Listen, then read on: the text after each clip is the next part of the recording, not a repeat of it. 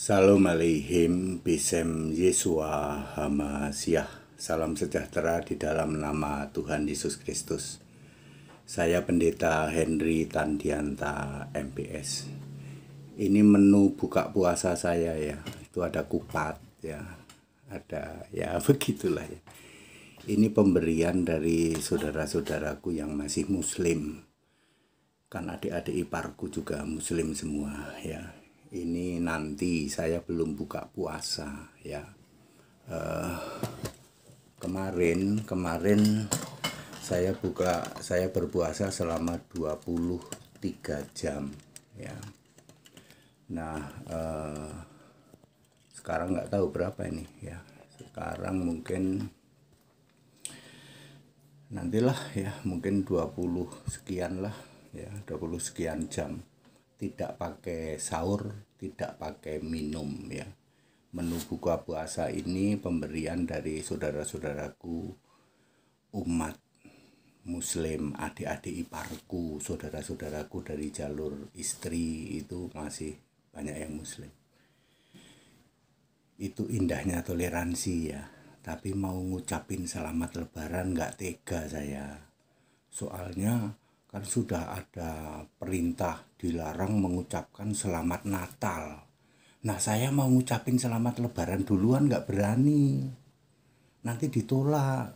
Kan bagi dia mengucapkan selamat Natal itu dosa. Jadi menerima ucapan selamat lebaran dari orang Kristen dianggap dosa. Waduh, ini negara kok sampai seperti ini ya.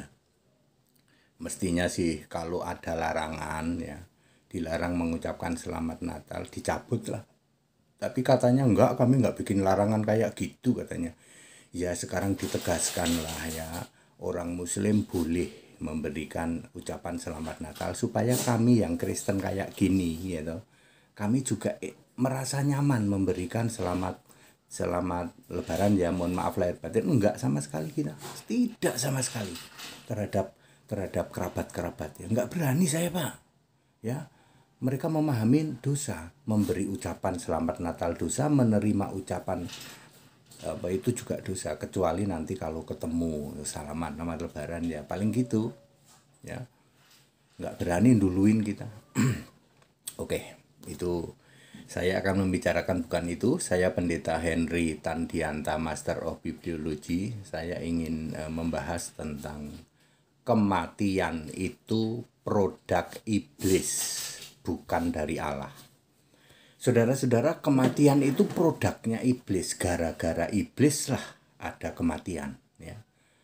Awalnya semua makhluk roh itu tidak bisa mati. Ingat, semua makhluk roh itu tidak bisa mati. Makhluk roh itu apa saja? Cuman ada 4. Malaikat, serafim, kerub, dan manusia. Lalu malaikat ini ada yang memberontak, jadilah 2 kelompok, 3. Iblis, setan, roh jahat. Jadi kelompok roh, makhluk roh yang jahat itu iblis, setan, dan roh jahat. Kelompok makhluk roh yang lain yaitu malaikat, serafim, kerub, dan manusia. Malaikat, serafim, kerub sudah diciptakan di era Purbakala. Purbakala sebelum ada bumi ya, Amsal 8 ayat 23 ya. 36,5 miliar sebelum Masehi ya, malaikat, serafim, kerub sudah ada di sana ya. Lalu manusia itu baru 6.000 tahun sebelum Masehi dibentuklah bumi, lalu ada manusia. Manusia ini beda dengan malaikat, serafim, kerub, makanya ditaruh khusus. Efesus 1 ayat 4, Allah berkata, manusia harus kudus, tidak bercacat di hadapan Allah. Maka ditaruh di taman di Eden, enggak disatuin sama malaikat, serafim, kerub. Kok enggak? Kan beda. Kalau malaikat, serafim, kerub itu roh, tidak bergender. Sementara manusia ini kudus di hadapan Allah, makhluk rohani yang punya tubuh, punya gender, bisa beranak cucu. Lu kan beda. Makanya dipisah, ditaruh di taman di Eden. Lalu terjadilah dosa. Tadinya manusia nggak bisa mati. Tadinya di Taman di Eden itu sudah suami istri bisa beranak cucu. Sayang baru 110 menit, nggak nyampe 2 jam di Eden, di Taman di Eden, sudah keburu jatuh dalam dosa. Andai kan tidak jatuh dalam dosa kan punya anak. Lalu nanti anak ini turun ke bumi sebagai makhluk surgawi. Di bumi, mengelola bumi, makhluk surgawi. Enak toh? Ya, enak. Wah, Alkitab very detail menjelaskan betul. Sayangnya baru 110 menit, kurang dari 2 jam sudah jatuh dalam dosa gara-gara si iblis. Lalu manusia bisa mati. Nah, manusia bisa mati itu karena iblis. Bukan Allah men-setting manusia bisa mati. Enggak.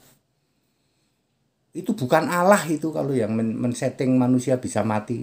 Itu namanya bukan Allah. Ada manusia jahat. Bukan Allah itu. Loh, kok iblis bisa bertindak jahat Pak ya? Semua makhluk roh punya kehendak bebas. Sampai hari ini juga toh kamu punya kehendak bebas toh. Sudah tahu Yesus itu Allah dari segala abad. Tapi kamu menolak toh. Sudah tahu Isa Al-Masih itu juru selamatmu. Tapi kamu tolak toh. Sudah tahu Isa Al-Masih itu hakim adil hari kiamatmu. Tapi kamu tolak toh. Sudah tahu Isa Al-Masih itu ruhullah wa kalimatuhu. Tapi kamu tolak toh. Karena kamu punya kehendak bebas. Oke. Lalu manusia ini turun ke bumi dalam keadaan bisa mati. Lalu Allah berkarya. Kalau yang jadi Allah itu kamu, pasti kamu berkarya begini. Sejak aku karya keselamatan, maka sejak saat itu manusia balik lagi nggak bisa mati. Itu kan kalau yang jadi Allah kamu. Tetapi Yesus Allah tidak seperti itu. Yesus Allah tahu bahwa manusia itu udah mati, ya, dalam keadaan bisa mati, di bumi bisa mati. Tadinya mah nggak bisa mati, gara-gara iblis tuh. Lalu Allah punya karya, oke, kamu tetap bisa mati, tapi kalau kamu percaya kepadaku, nanti kamu hidup. Nah, enak toh? Simpel toh? Kamu tetap bisa mati, makanya orang Kristen tetap bisa mati. Tapi nanti hidup. Orang yang menolak Yesus, menolak karya Yesus, kamu tetap mati juga, tapi nanti udah nggak hidup. Bangkit sebagai zombie.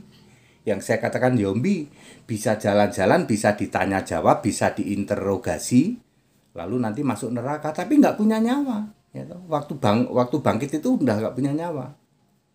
Sebagai zombie. Saya ulang ya.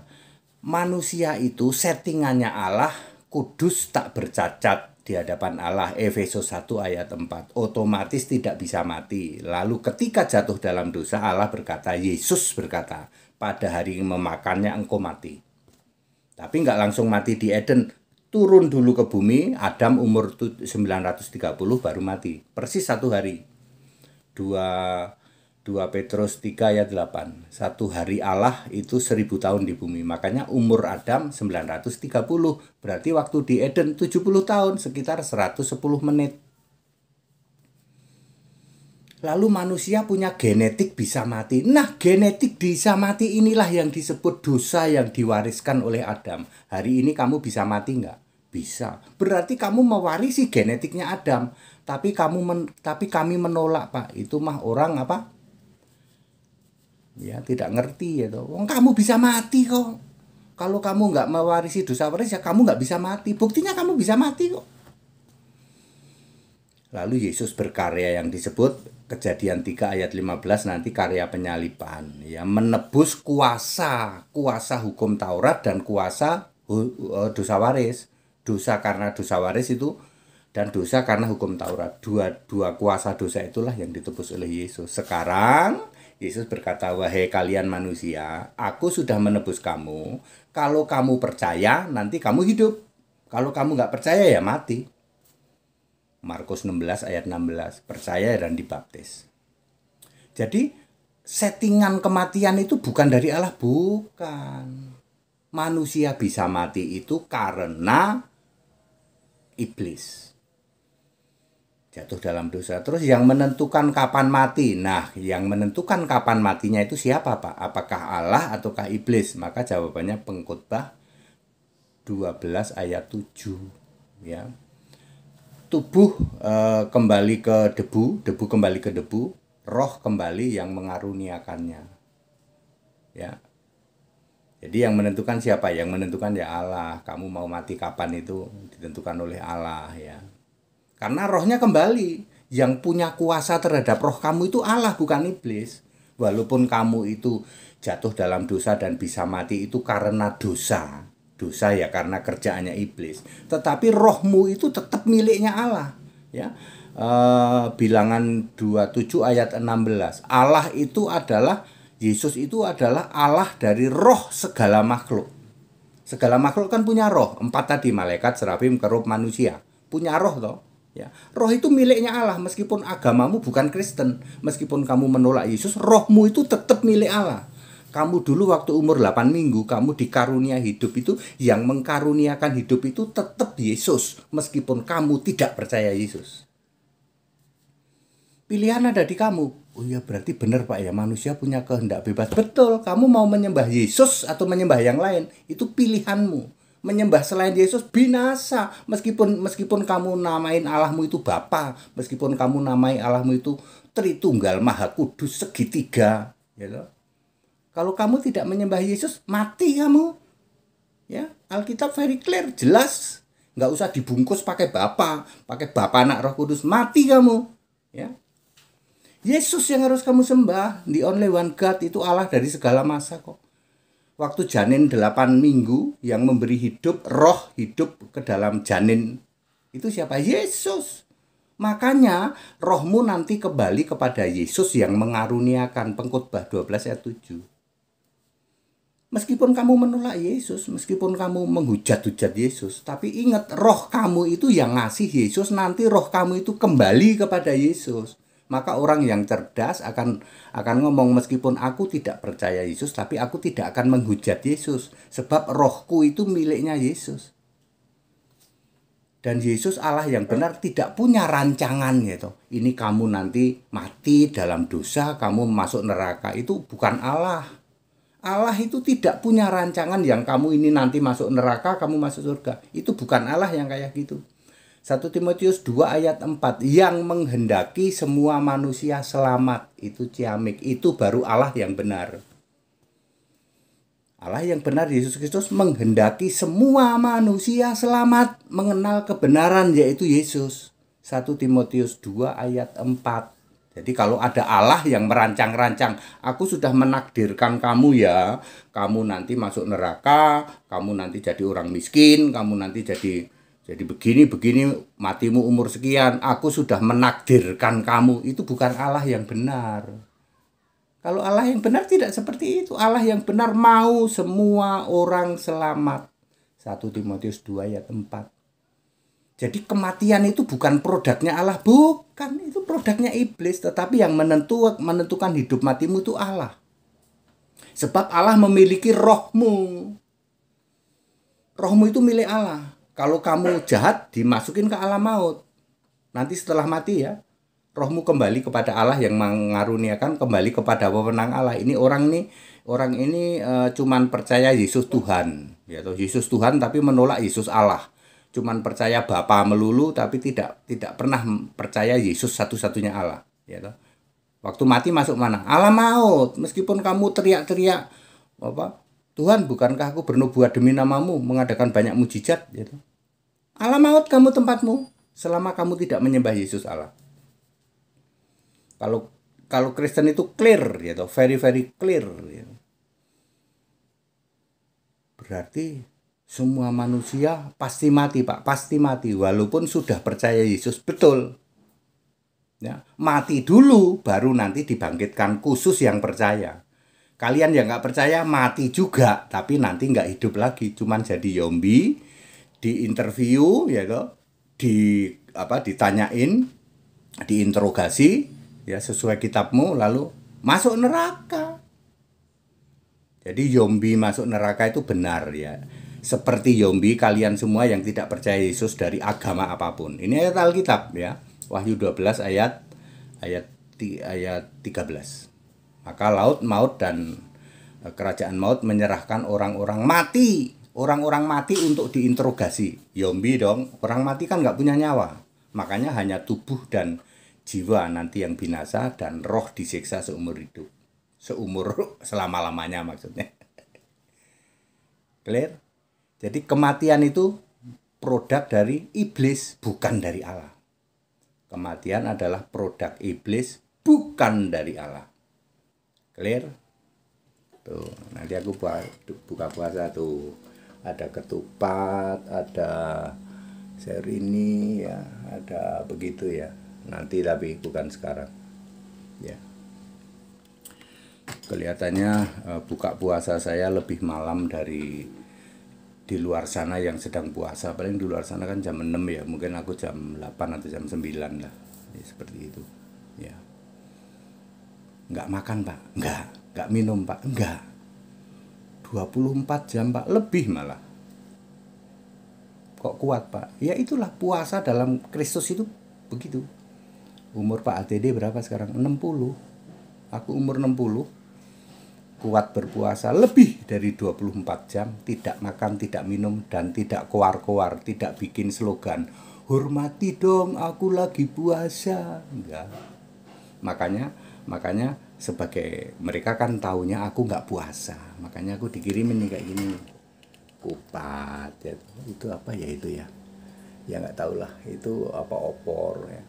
Ini kiriman dari saudara-saudaraku dari yang masih muslim ya. Tapi ya itu sayangnya aku mau ngucapin selamat lebaran nggak berani Pak. Ayo dong ya. Mosok kita bernegara seperti itu sih ya. Ngucapin selamat Natal dosa, menerima ucapan selamat lebaran dari orang bukan agamanya dosa. Mosok sih, mosok seperti itu gitu ya. Kalau ada yang salah segera direvisi. Ayo bikin fatwa bahwa kita tidak melarang mengucapkan selamat Natal dan tidak melarang menerima ucapan selamat hari raya dari orang di luar muslim. Itu baru ciamik gitu. Negara Pancasila itu. Jadi ngomongin buka puasa aja. Tuh ya, ini apa ini namanya? Kupatnya kecil-kecil tapi oh ini ternyata apa itu krecek ya, krecek apalah. Kalau ini opor ya, ini apa itu namanya, kentang ya, seperti itu. Untuk berbuka puasa mereka tidak tahu, kali ini saya sedang puasa, mereka tidak tahu. Dan puasanya Henry Tandianta ya, nggak cuman itu ya tuh. Kita puasa 17 jam, 23 jam. Hari ini mungkin saya 20 sekian lah. Ya, seperti itu. That's it. Kita Indonesia, kita Pancasila, toleransi harus, keberagaman wajib disyukuri, bersahabat dengan beda iman itu bisa. Kalau toh dalam kehidupan sehari-hari kita mendapati kenyataan, loh kok keimanan kita tidak sama, ya nggak apa-apa. Toh kita bisa hidup bersama-sama. Kita bisa berbagi ketupat, kita bisa berbagi opor ayam, kita bisa berbagi krecek dan lain sebagainya ya. Menghormati orang yang tidak puasa pahalanya lebih besar daripada minta dihormati oleh orang yang tidak puasa. That's it. Segala hormat kemuliaan untuk Yesus Kristus. Haleluya. Amin.